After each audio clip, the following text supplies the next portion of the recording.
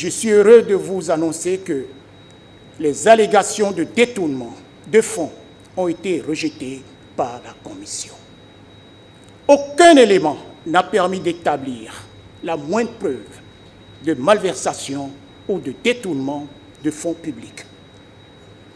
Les 1,6 milliard de francs CFA investis dans les secteurs de l'eau et de l'énergie électrique de 2016 à 2025, à l'exception des projets financés par le programme MCA Bénin 2, ont été utilisés conformément à leur objectif initial, à savoir l'amélioration des infrastructures essentielles au bénéfice des populations de Parakou. Ainsi, les actions engagées par l'État ont permis de renforcer et de moderniser les infrastructures sur les secteurs eau et énergie électrique entre 2016 et 2025. Le réseau de distribution d'eau potable de Parakou est passé de 445 km à 1141 km de conduite installée, soit plus de 156%.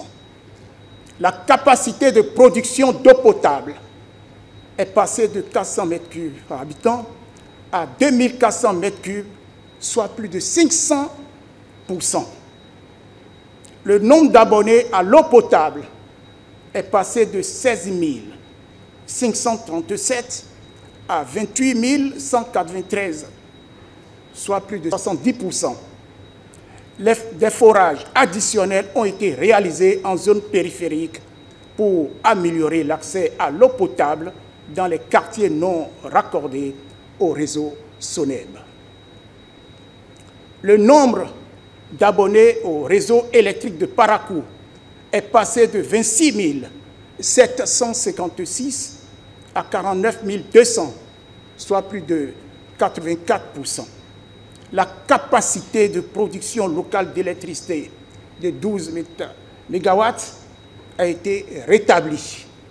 Sur le plan de la gouvernance administrative et financière, la Commission a noté un manque de pertinence dans la définition des besoins inscrits au plan de passation des marchés du ministère de l'eau et de l'énergie.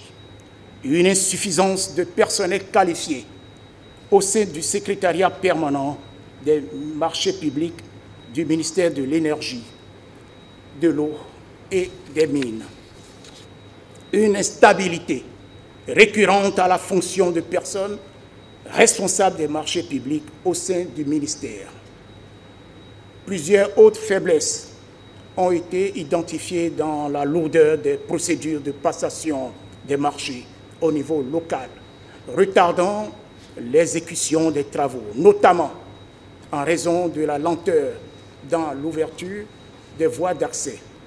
À la lumière de ces constatations, la Commission a formulé plusieurs recommandations essentielles pour renforcer la gouvernance et la transparence dans la gestion des projets.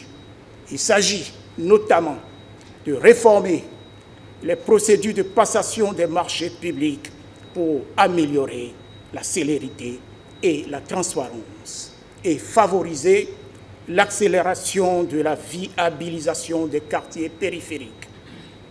Il urge de créer des unités focales anticorruption au sein du ministère pour une alerte précoce. Ces mesures visent à garantir que les bénéfices des projets atteignent véritablement les populations dans les meilleurs délais. Je tiens à souligner que l'engagement du Haut-Commissariat à la prévention de la corruption à promouvoir la transparence et la bonne gouvernance reste inébranlable.